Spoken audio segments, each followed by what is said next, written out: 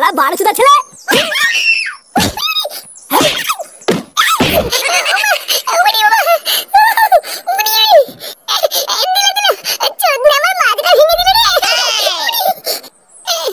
শালা অযথের বাচ্চা, ঘরে 3 বেলা বসে বসে গিলে গিলে শরীরে রস হয়ে গেছে তাই না? আজকে 100 টাকা দাও, কালকে 200 টাকা দাও, তার টাকাটা কি হারাবেন নাকি? হ্যাঁ, বাছুর থেকে সার হয়ে গেল, তাড়াতাড়ি ঘরে বসে বসে গিলছে, এক ফোঁটা লজ্জাও করে না। বেরো এই বাড়ির থেকে, তোর মতন অযথের এই বাড়িতে কোনো জায়গা নেই, বেরো। শালা দুধ কলা দিয়ে কাল সাপ পুষেছি আমি। হ্যাঁ, বাড়া একবার দাঁড়াও না, একবার নিজের পায়ে দাঁড়াই, তারপরে দেখবা এই কাল সাপের কি চোদন। তখন যদি 100 বলে ছবি না করেছি, লেওড়া আমার নাম ফুটো না। বড় বালের রে, ছিঁড়ে আটি বাঁধবে। কি করে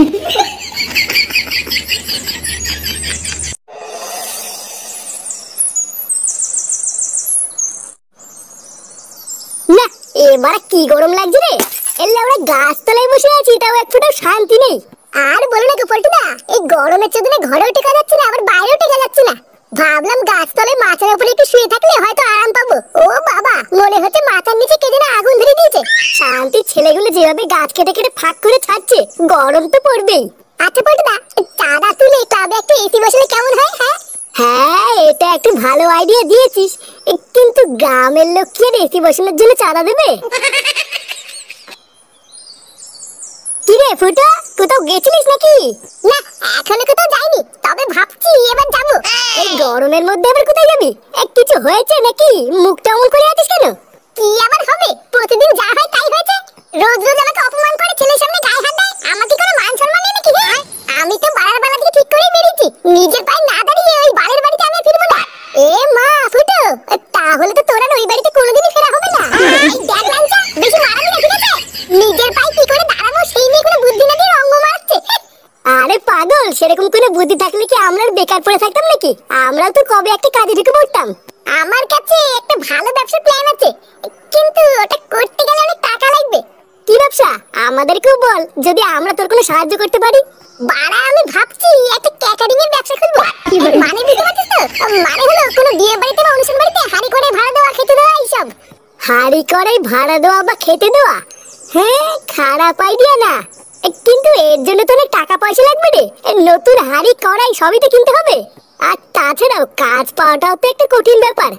কেউ কি তাদের কোনো অনুষ্ঠানে এত বড় একটা দায়িত্ব আমাদেরকে দেবে? আরে হ্যাঁ রে, এই কাজ পাওয়া নিয়ে তুই তো চিন্তা করছিস কেন? আমি তো আছি নাকি? তুই শুধু একটু দেখ না ভাই, যদি কিছু সামান্য টাকার ব্যবস্থা করে দেয়। আমি তোদেরকে কথা দিচ্ছি, আমার ব্যবসাটা একটু বড় হলে তোদেরকেও আমার সাথে নিয়ে নেবো। হ্যাঁ, সবই তো বুঝতে পারছি, কিন্তু একটু দাঁড়া, আমার বাপের কাছে একবার চেয়ে দেখি। বাবা। হ্যাঁ, কি হয়েছে? মানে বলছিলাম কি বাবা, তোমার সাথে না কিছু কথা ছিল। আমার সাথে কথা? তা কি এমন কথা শুনি? মানে বলছিলাম কি বাবা, আমার না কি করছিস? একটু ঝেড়ে কাজ তো, কি বলবি আমাকে খুলি বল। মানে বলছিলাম কি বাবা, আমাকে 10,000 টাকা দেবা? মা কালী বলছি, এই টাকাটা কোনো বাজে কাজে খরচ করবো না, একটা নতুন কাজ শুরু করবো, তাই টাকাটা দরকার।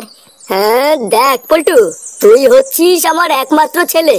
তোর মা চলে যাওয়ার পর নিজের এই হাত দিয়েই তোকে আমি মানুষ করেছি, এবং ঠিক সময় একটা ভালো মেয়ে দেখে তোকে বিয়েও দিয়েছি।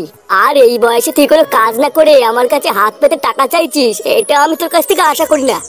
আসলে বাবা একটা ব্যবসা করব, তাই কিছু টাকার খুবই দরকার। এখন তোমার কাছে যদি না থাকে তাহলে দিতে হবে না। ব্যবসার জন্য টাকা লাগবে? হ্যাঁ, মানে আমরা বন্ধুরা সবাই মিলে ঠিক করেছি একটা ছোটখাটো ব্যবসা করব, কিন্তু 10,000 টাকা শর্ট পড়ছে, তাই তুমি যদি দিতে এর খুব ভালো হতো। আচ্ছা ঠিক আছে, ব্যাংক থেকে তুলে কালকে সকালে দেবো। তবে হ্যাঁ, ব্যবসাটা দাঁড়িয়ে গেলে কিন্তু আমার টাকা ফেরত চাই। হ্যাঁ হ্যাঁ, ও নিয়ে তুমি চাপ নিও না বাবা, ব্যবসাটা একবার দাঁড়িয়ে গেলে তোমার সব টাকা আমি দিয়ে দেবো।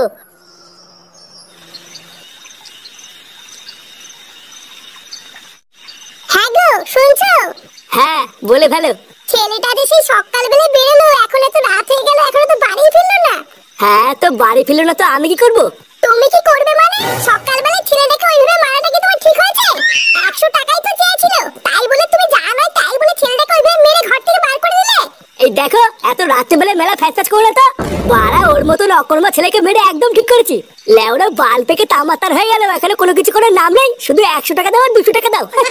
এত রাত হয়ে গেল, এখনো বাড়ি আসেনি, কোথায় কি করছে কি না করছে একটু গিয়ে দেখতে পাচ্ছ না? আমার আর খেয়ে দেখ কোনো কাজ নেই নাকি? ও যেখানে খুশি খামারি বেড়ে গিয়ে আমি এক পাও নড়বো না। তুমি ওই রাত্রেবেলায় কানের মাথা না খেয়ে উঠে শুয়ে পড়ো।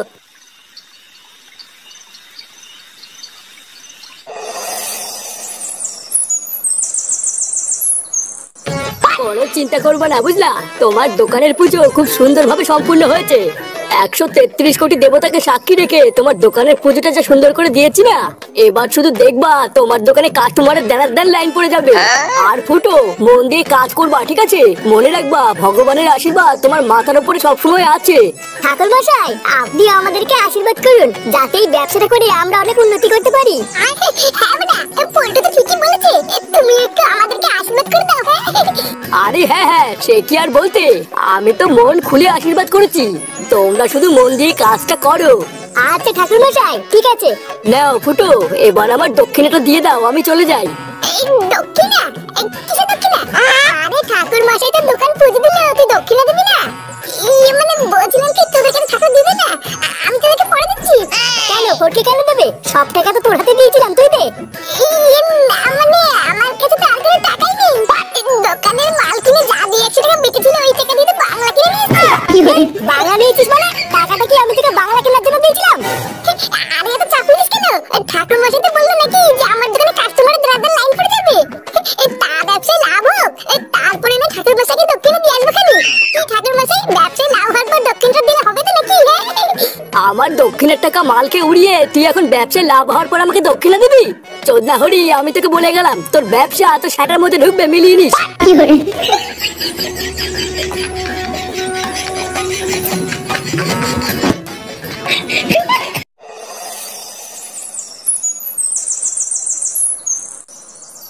কি সব উল্টোপাল্টা কথা বলছিস? ফুটো নতুন দোকান দিয়েছে? এই তোরা সত্যি করে বলতো, তোরা আবার বিড়ি খাইছিস তাই না? এ মা, না না দাদু, আমরা বিড়ি খাইনি। আমি সত্যি বলছি, নিজের চোখে দেখেছি ফুটু কাকা নতুন দোকান খুলেছে। আর জানো দোকানটা কত বড় করে পুজোও দিয়েছে। সত্যি? আমার ফুটো নতুন দোকান দিয়েছে? গিন্নি, আরে কই গো গিন্নি, শুনেছি তোমার ছেলে কি করেছে? আমি জানতাম আমার ছেলে একদিন কিছু না কিছু একটা করবেই। আরে তুই না যেই শুনেছি বাবা নতুন দোকান খুলেছে, আর অমনি সারা নাম খারাপ হয়ে গেছে নাকি? বাবা কালকে আমার বাবাকে তাই দর্শন মেরেছিল না, এখন ছেলে মারাচ্ছে। দাদু ভাই, এইসব তুমি কি বলছো? বুঝে পাঠা কিছু বোঝেন না। বালা দাঁড়াও না, একবার আমার বাবাকে আসতে দাও, তারপর দেখছি তোমার কি করতে হয়। কি রে, কি এত ভাবছিস? এই ব্যাপারটা কি হলো বলতো? লেওরা এত টাকা খরচ করে মাল মাটি কিনে ব্যবসা শুরু করলাম, ঠাকুর মশাই বলে গেল ব্যবসা নাকি দেড়দিন চলবে। কই বড়া, এতক্ষণ হয়ে গেল একটা তো কাস্টমারই আসলো না। আরে এত ব্যস্ত হচ্ছিস কেন? এটা কি তোর রাজুদার পকেট পাউডার নাকি যে সবসময় কাস্টমার থাকবে? কবে কার বাড়িতে বড়সড় অনুষ্ঠান হবে তারপরে তো তোর কাছে ক্যাটারিং এর জন্য আসবে নাকি? আন্ধুর বড়া, এতদিন কি অপেক্ষা করে দেয় নাকি? আমি কোথায় ভাবলাম ব্যবসা শুরু করে সাথে সাথে আমদানি শুরু হয়ে যাবে। তা না, এখন কবে কার বাড়িতে অনুষ্ঠান বাঁধবে সেই অপেক্ষায় বসে থাকতে হবে। বালছেরা ব্যবসা খুলেছি, আর কোনো ব্যবসা পেলাম না। কি বললি? শান্তির ছেলে বালছেরা ব্যবসা খুলেছিস মানে? তোর না আমি 10,000 টাকা লাগিয়েছি এই ব্যবসায়, যদি কোনো চুদুর বুদুর দেখি না। এত খুঁজে দিচ্ছিস কেন? আমি তো মজা করছিলাম। মজা? আমার বাবার কাছে টাকা নিয়ে মজা? হ্যাঁ রে, মনে হচ্ছে কাস্টমার আসছে। কই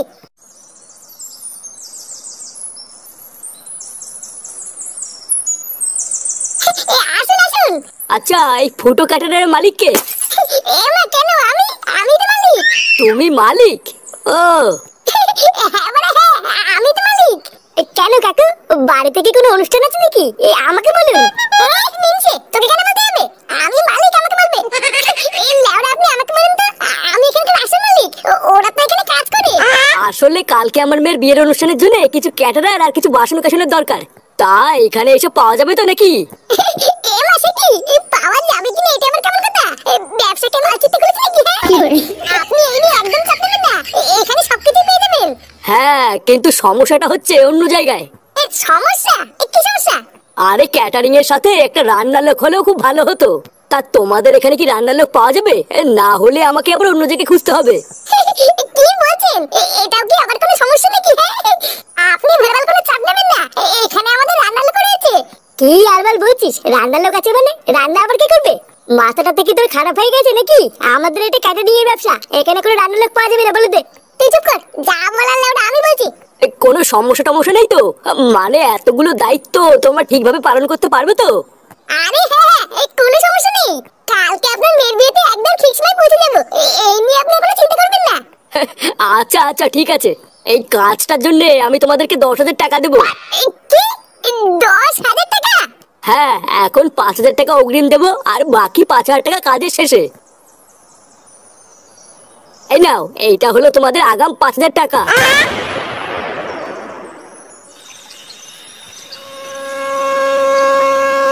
আরে আরে আসুন আসুন, আস্তে আস্তে আসুন, আস্তে আস্তে আসুন।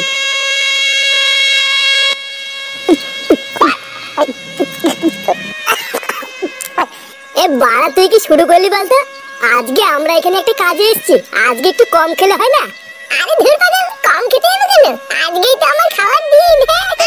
আগে তো লাড়া বেকার ছিলাম, আর এখন একটা এত বড় ব্যবসা করছি, এখন খাবো না তো কবে খাবো? কিন্তু ফুটো, আমাদের ব্যবসার প্রথম কাজটাও তো ঠিকভাবে করতে হবে নাকি? ওইদিকে বিয়ে বাড়িতে সব লোকজন আসা শুরু হয়ে গেছে, আর এইদিকে তো আমাদের এখনো রান্না বান্নার কিছুই হয়নি। আগে রান্না বান্নার সব কাজ শেষ করে তারপরে মাল কিনে হতো না? এই কানিবালি, চুপ কর তো। চোদনা ব্যবসা আমার আমি বুঝবো, তুই কি আমার থেকে বেশি বুঝিস নাকি? চুপচাপ বসে বসে মাল কিনে খা, না হলে গায়ে মারি গিয়ে। আমার যখন সময় হবে তখন করবো। আরে ফুটো, তুই এত খোঁজ দিচ্ছিস কেন? ওর কথা বাদ দে, তুইও চুপ কর ল্যাংচা, ওর কথা বাদ দে। ওর যা বলছে তাই কর। আগে মালমুলকে শেষ করে নি, তারপরে রান্না পরে হবে, অনেক সময় পড়ে আছে।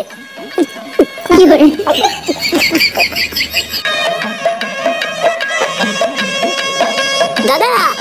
হ্যাঁ, কি হয়েছে? দাদা, ওইদিকে একটা কেলো হয়ে গেছে। কেলো মানে কি বলছিস? আরে বিয়ে বাড়ির সমস্ত আত্মীয় স্বজন তো না খেয়ে চলে যাচ্ছে, এখনো তো রান্নাই হয়নি। কি? এখনো খাবার হয়নি? আয় তো দেখি আমার সাথে।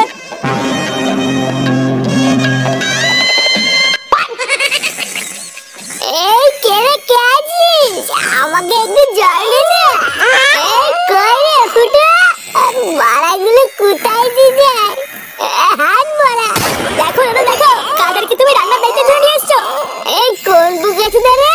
যা যা, বাড়া এখান থেকে যা, এখানে রান্না হচ্ছে। তোরা রান্না না করে